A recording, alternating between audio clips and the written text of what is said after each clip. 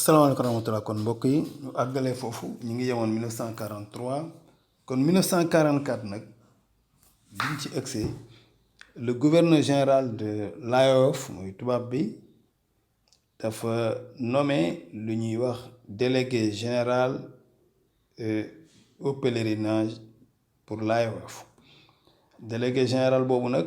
mu jël désigné ku ñuy wax Serigne Mansour Sy nekk doom si El Hadji Malick Sy moom la faloon mu nekk délégué général au pèlerinage pour l'AOF Afrique occidentale française amoon na nag yeneen délégué pour dëkk yi nga xam ne Afrique du Nord bi la ñoo ñëpp ñoo doon ànd def délégation ànd dem Makka bi ñu agsee Makka nag le délégué général de l'AOF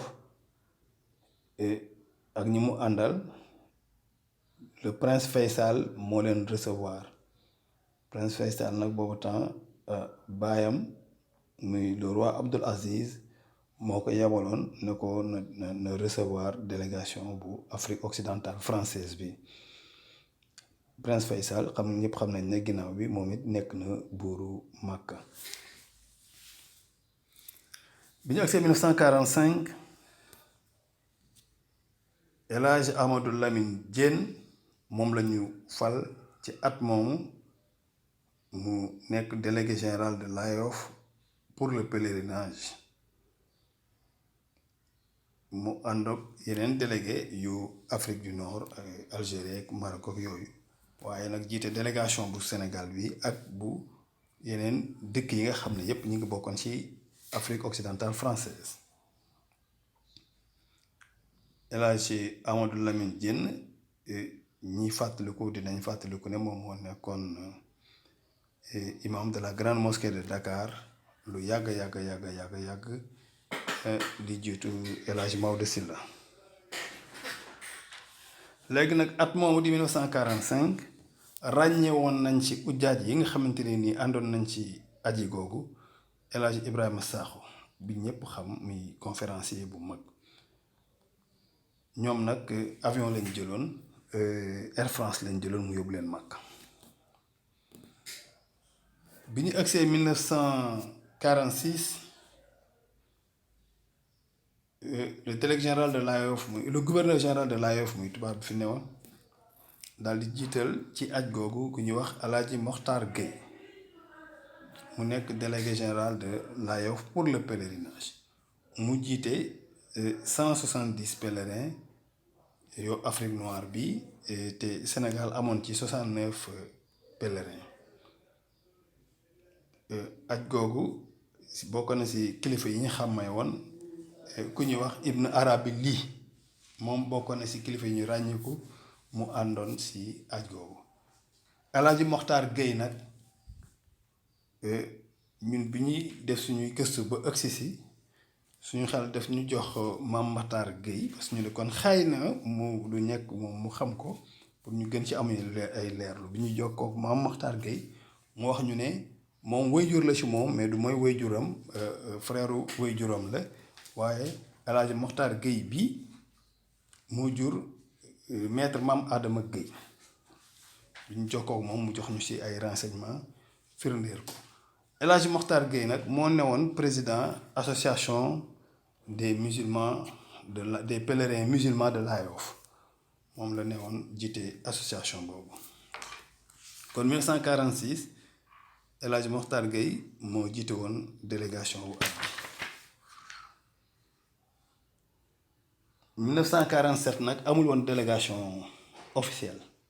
waaye bokk na ci ñi ñu gënoon ràññee ku ñuy wax El Hadji Elimanel Fall chef de canton la woon ci Mbayar ak El Hadji Alioune Sylla bu newoon chef de canton bu Ngoy ñoom bi ñu ñëwee ñoom ñoo indi compte rendu officiel ci aj gi ni mu demee pour jox ko ñi nga xam ne ñoo doon jiite Sénégal ci époque coloniale bi aj googu nag amoon na kilifa gu ñu ràññee gu ñuy wax El Hadji Amadou Assane Ndoye mu bokkoon ci aj googu El Hadji Amadou Assane Ndoye ñu bari xam nañ ko rue Amadou Assane Ndoye defe naa nit ñi xam nañ ko bu baax a baax 1948 ñu enregistré 235 ujaaj 235 pèlerins waaye nag foofu tamit ci 235 yooyu amoon na fukki jigéen ak benn 11 femmes amoon nañ ci aj googu. Aj googu nag demande yi bari woon na lool mënoon na ko sax ëpp waaye autorité coloniale yi ñoo bañoon. Amoon na tamit benn doomu Sëriñ Bu Kunta bu ñuy wax Mouhamadou Kunta El Hadj Mouhamadou Kunta moom it àndoon na si ajug 1948 boobu. bi ñu agsee nag 1949 ujaaj ji jóge woon fii di dem Màkka ñu ngi ne woon 227 pèlerins sénégalais yi ci biir nekk 103 pèlerins. ñu nommé comme délégué général de l'AOF El Hadj Abdou Aziz Sy ci doomu El Hadj Malick Sy kon moom moo jiite aj googu ñu nommé woon ko délégué général de l'AOF Afrique occidentale française ci ñu war a aji màkk yépp. nommé waat nañu nag keneen ku ñuy wax commandant Soumaré mu yore woon côté administration bi. kon ñu ne nag amoon na nag yeneen ujaaj yu àndoon ci aj googu parce que aj googu ñoom bateau lañ jëloon waaye mu am 67 ujaaj yoo xam ne ñoom avion lañ jël ci at moom. ñu gënoon si ràññee ku ñuy wax Serigne Cheikh Ahmad Mbacké moom la ñuy wax Gaynde Fatma moom si aj googu àndoon na si waaye moom vol la jëloon. si 67 yi jëloon avion ci la bokkoon. kon ñoo xam ne tamit at moomu la délégation officielle roi bi nga xamante ne ni moo fa nekkoon remplacé woon Abdoul Aziz ñu koy wax le roi Ibn Saoud moom recevoir woon na délégation boobu.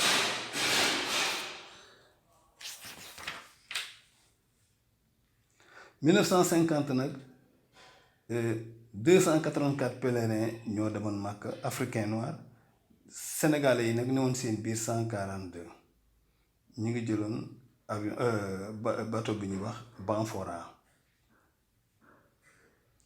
1951 342 pèlerins ñoo dem Màkka jël bateau bu ñuy wax La Province.